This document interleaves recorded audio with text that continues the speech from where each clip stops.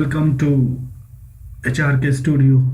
आज इस वीडियो में हम बात करेंगे जेएनयू के एंट्रेंस एग्ज़ाम के हवाले से। हमेशा ये कंफ्यूजन रहता है कि डिप्राइवेशन पॉइंट्स जो है क्वार्टाइल 1 और क्वार्टाइल 2 जो जेएनयू ने दिया है उसको किस तरह से यूटिलाइज किया जाए। तो मैंने इसमें ये कोशिश की है कि वो सारे पॉइंट इसके बारे में डिटेल आपके सामने पेश करूं ताकि आपको किसी तरह की कोई परेशानी ना हो। इसको जब आप फॉर्म फिल कर रहे हो तो इन सारी चीज़ों को ये गाइडलाइंस जेएनयू के और इसका आप पूरी तरह से फ़ायदा उठाइए। इसके लिए आपको एक्स्ट्रा पॉइंट मिलने वाला है। अगर आप इसके लिए एलिजिबल हैं तो फॉर्म भरने से पहले ज़रूर इसको देखें, ई प्रोस्पेक्टस डाउनलोड कर लें और उसमें आपको अगर कुछ नहीं समझ में आ रहा है तो ये नहीं समझ में आ रहा है तो और भी रिलेवेंट सोर्सेज से आप इसको पूरा कीजिए। लेकिन अगर आप एलिजिबल हैं तो इसका ज़रूर फ़ायदा उठाइए। आप अपने एजुकेशन के लिए इसका एक बहुत ही अच्छा मौका है। इसके एक्स्ट्रा पॉइंट मिलते हैं और जेएनयू ये प्रोवाइड कराता है। तो आइए हम इस वीडियो में देखेंगे कि ये डिप्राइवेशन पॉइंट और क्वार्टाइल 1 और क्वार्टाइल 2 डिस्ट्रिक्ट क्या है और इसको कैसे यूटिलाइज किया जा सकता है।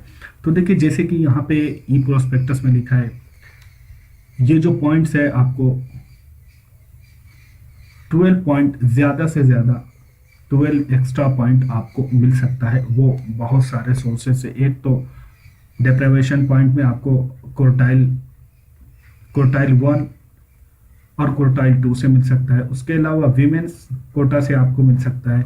कश्मीरी होते हैं उनका एक अलग पॉइंट दिया जाता है। तो ये सारे पॉइंट्स वगैरह, ट्रांसजेंडर का जो पॉइंट मिलता है, उसके अलावा और भी जो यहाँ के एम्प्लॉयज़ वगैरह होते हैं उनको जो पॉइंट्स मिलते हैं, तो ये सारे पॉइंट मिला के आपको मैक्सिमम 12 पॉइंट मिल जाता है। अगर आप इसके लिए एलिजिबल है, इसमें से 5, 6, 7 या कुछ भी आपको पॉइंट मिल जा रहा है तो ये आपके एडमिशन के लिए बहुत ही बेनिफिट होगा। और जेएनयू जैसी यूनिवर्सिटी में आप इसके लिए पूरा यूज़ कीजिए। ये आपको मौका मिल रहा है। आपका अगर पेपर अच्छा नहीं जाता है और इस पॉइंट में आप आते हैं तो आपका एडमिशन हो सकता है। तो ये सारी चीज़ें मैंने आपको यहाँ पे बताई कि ये 12 पॉइंट से ज़्यादा आपको नहीं मिल सकता है।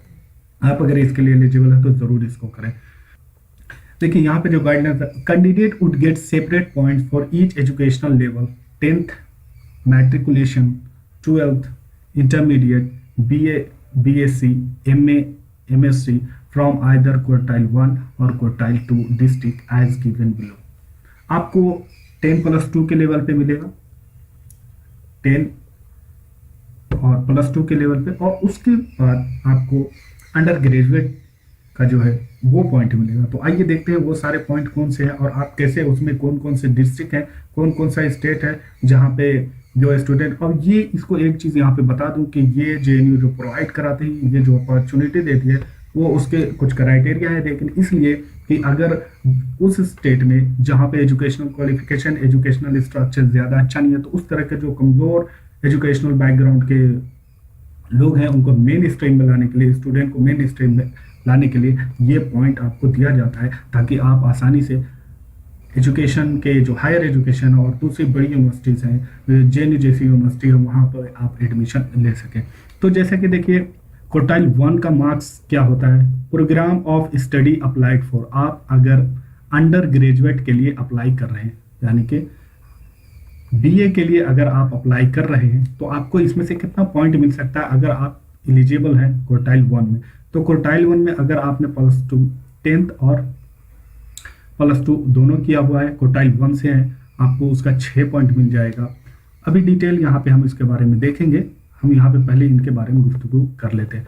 क्वार्टाइल 1 में जो दूसरा, अगर आप PG के लिए अप्लाई कर रहे हैं और आपका +2 या फिर 10th आपका क्वार्टाइल 1 से डिस्ट्रिक्ट से आता है तो आपको उसके 3 पॉइंट मिल जाएंगे। और अंडर ग्रेजुएट भी अगर आता है उसी में से, क्वार्टाइल 1 में से, तो 3 पॉइंट उसके भी मिल जाएंगे। यानी कि आपको यहाँ पे 6 पॉइंट यहाँ पे आप इसके लिए ले सकते हैं।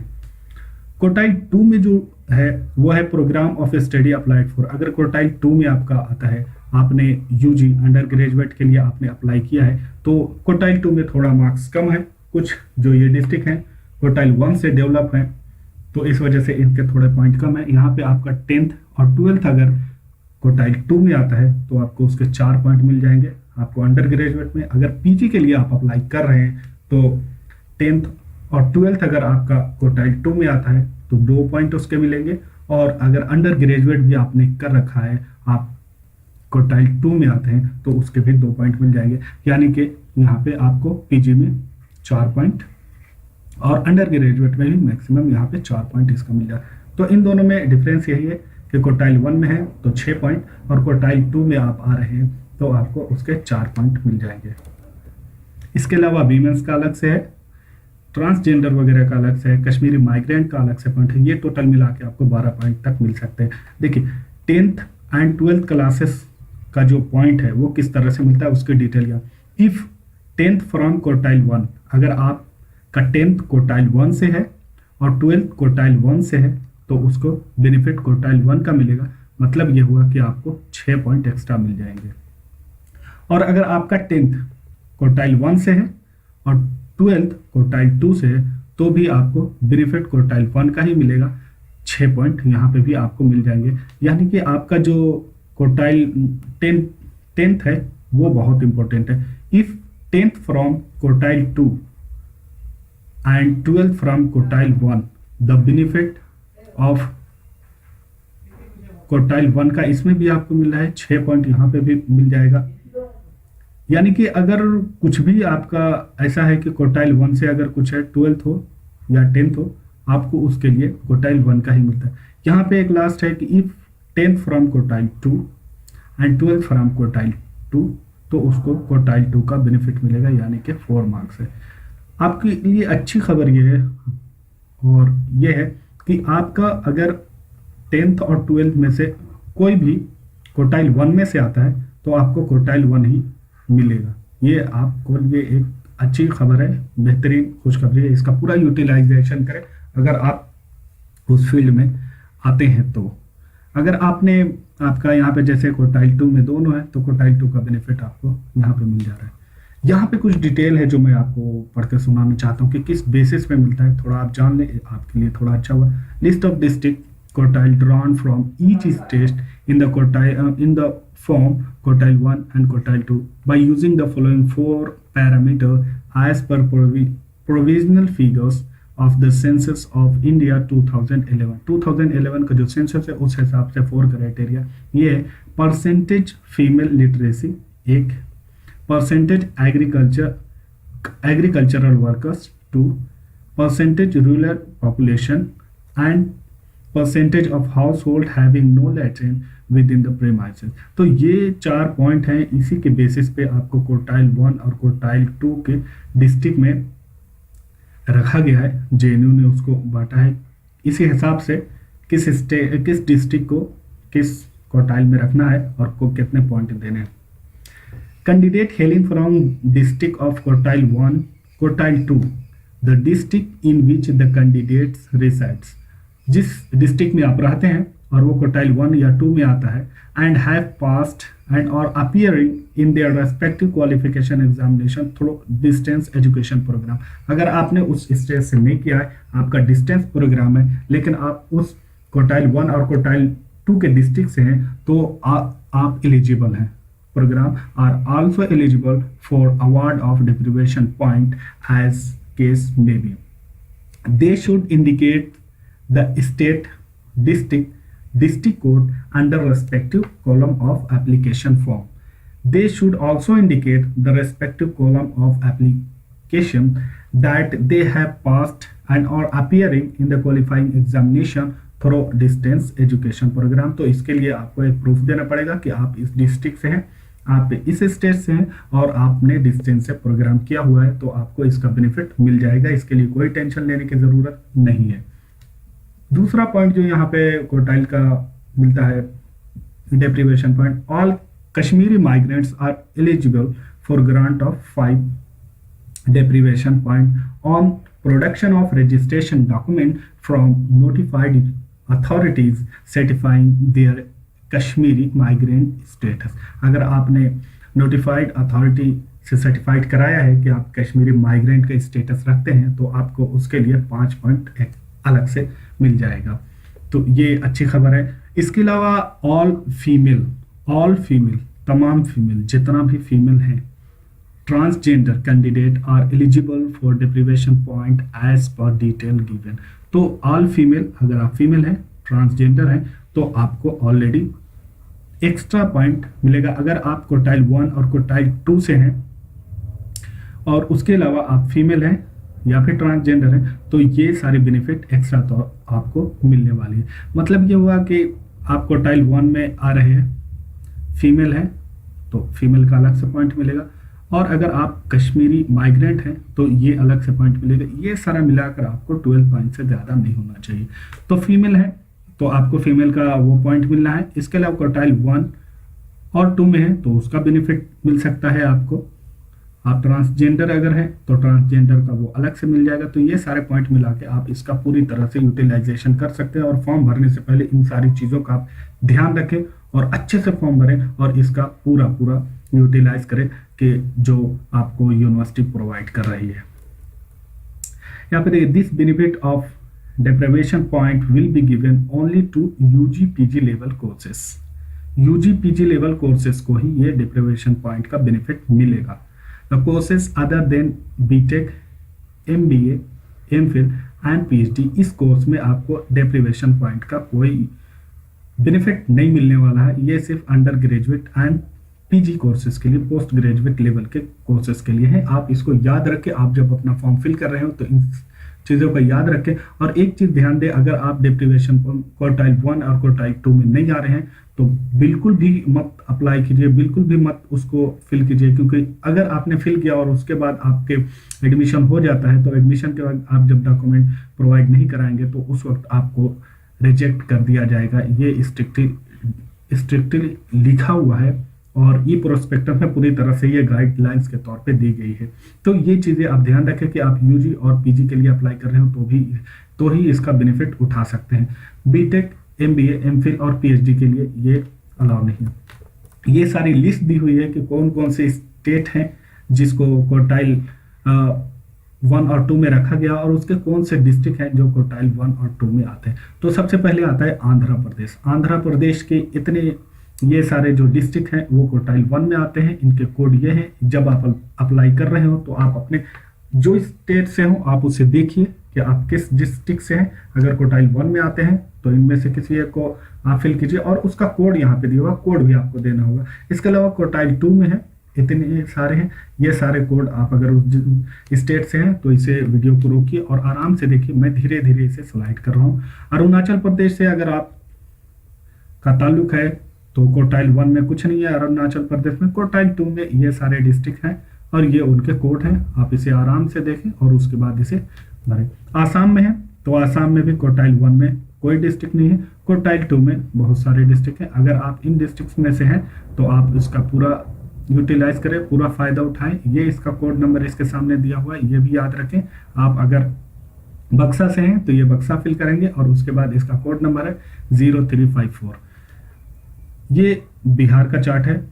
यहाँ पे बहुत सारे डिस्ट्रिक्ट को क्वार्टाइल 1 में रखा गया है और ये 4 जो हैं वो क्वार्टाइल 2 में आते हैं बिहार डिस्ट्रिक्ट, बिहार स्टेट से, और ये उसका कोड नंबर है। तो ये धीरे धीरे स्लाइड कर रहा हूँ, आप उसे स्टेट वाइज देख सकते हैं। ये बिहार का है, पूरी लिस्ट है बिहार की क्वार्टाइल 1 में। यहाँ पे आता है छत्तीसगढ़ है। छत्तीसगढ़ में इतने डिस्ट्रिक्ट क्वार्टाइल 1 में आते हैं और ये डिस्ट्रिक्ट क्वार्टाइल 2 में आते हैं। इनके कोड ये हैं। आप इसे रोके आराम से देखें और पूरी तरह से संतुष्ट होने के बाद ही एप्लीकेशन फिल करें। गुजरात से ये क्वार्टाइल 1 में आते हैं और ये क्वार्टाइल 2 में। हरियाणा में मेवात है जो सिंगल है और वो क्वार्टाइल 1 में आता है। क्वार्टाइल 2 में हरियाणा से कोई नहीं है। हिमाचल प्रदेश में क्वार्टाइल 1 में कोई भी नहीं है और क्वार्टाइल 2 में 2 हैं, चंबा और कुल्लू। जम्मू एंड कश्मीर में 3 क्वार्टाइल 1 में और बकिया ये सारे क्वार्टाइल 2 में। इसके कोड ये दिए हुए, आप इसे याद रखें। झारखंड में एक लंबी तादाद है क्वार्टाइल 1 में। क्वार्टाइल 2 में ये 3 डिस्ट्रिक्ट आते हैं। इसे आराम से रोके और उसके बाद देखें। अगर आपका ताल्लुक झारखंड से है, आप इन किसी डिस्ट्रिक्ट में आते हैं तो इसका यूटिलाइज करें। मैंने ऊपर में पूरा बता दिया है कि किस तरह से आप इसका यूटिलाइजेशन कर सकते हैं और इसका कितना पॉइंट मिल जाएगा।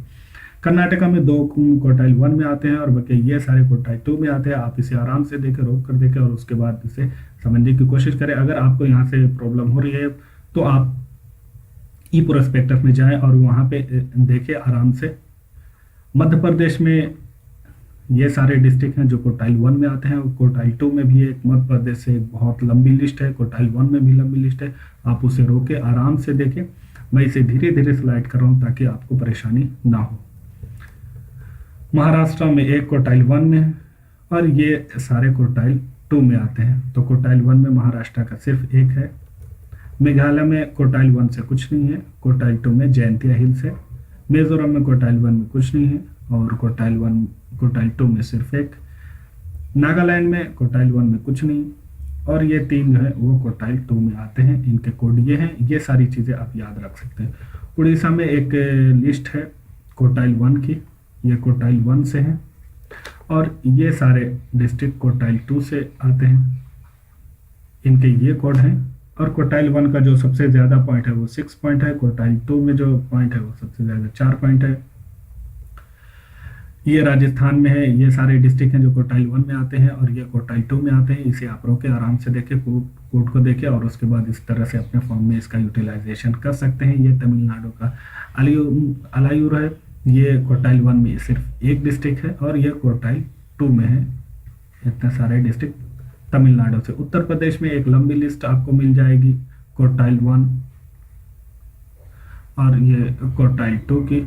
आप इसके कोड को याद रखिए। धीरे धीरे मैं स्लाइड कर रहा हूँ ताकि आप उसको आसानी से देखें। ये उत्तर प्रदेश की लिस्ट है, एक लंबी लिस्ट है। ये यूपी की, उत्तर प्रदेश की क्वार्टाइल 1 में ये डिस्ट्रिक्ट आते हैं और ये क्वार्टाइल 2 में आते हैं।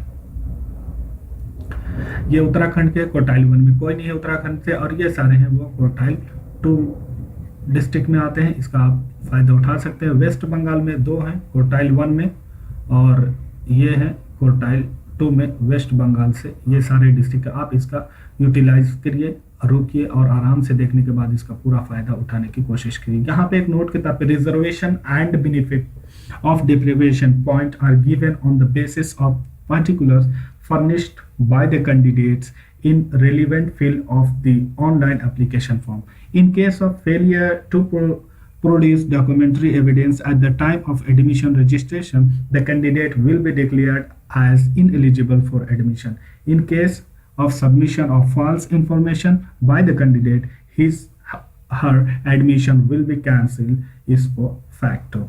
यानी कि अगर आपने कोई भी एविडेंस आपने अप्लाई किया है क्वार्टाइल 1 और 2 के लिए और एडमिशन के वक्त आप उसका कोई प्रोड्यूस नहीं कर पा रहे हैं कोई डॉक्यूमेंट, तो आप इनएलिजिबल हो जाएंगे। आपका पॉइंट वो डिडक्ट कर दिया जाएगा और उसके बाद अगर आपका एडमिशन फिर भी पॉइंट बचता है कि आप उसमें हैं तो आपका एडमिशन हो जाएगा, वरना आपको कैंसिल करना पड़ेगा। इसके अलावा अगर कोई फॉल्स इन्फॉर्मेशन, गलत इन्फॉर्मेशन आपने दी है तो इससे बिल्कुल बचे। आप फॉल्स इन्फॉर्मेशन ना दें क्योंकि आपका पूरी तरह से एडमिशन ही कैंसिल कर दिया जाएगा। तो ये सारी चीज़ें थी डेप्रिवेशन पॉइंट और क्वार्टाइल 1 और क्वार्टाइल 2 के हवाले से, जो कि जेएनयू के एडमिशन में और जेएनयू का जो फॉर्म भर रहे हैं उनके लिए बहुत ज़रूरी होता है। और इसका मैंने चाहा कि थोड़ा इलाबोरेट करके आपके सामने पेश करूं क्योंकि इन चीज़ों पे ध्यान उतना नहीं देते हैं। फॉर्म भरते वक्त अचानक से जब आता है तो उस वक्त प्रॉब्लम हो जाती है, इसलिए मैंने बना दिया ताकि आप फॉर्म भरने से पहले इसे देखें, अच्छे से देखें और इसका पूरी तरह से फ़ायदा उठाने की कोशिश करें। अगर आप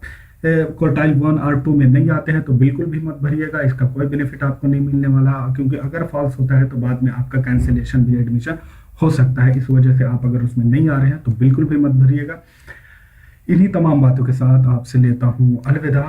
फिर मिलेंगे एक नए वीडियो में, तब तक के लिए आप तमाम हजरात का बहुत बहुत शुक्रिया। आप तमाम हजरात से दुआ करता हूँ कि आप ज़्यादा से ज़्यादा मेहनत करें, आपको आपका फ्यूचर जितना जल्दी हो सके मिले और आपको कामयाबी मिले। थैंक्स, बहुत बहुत शुक्रिया।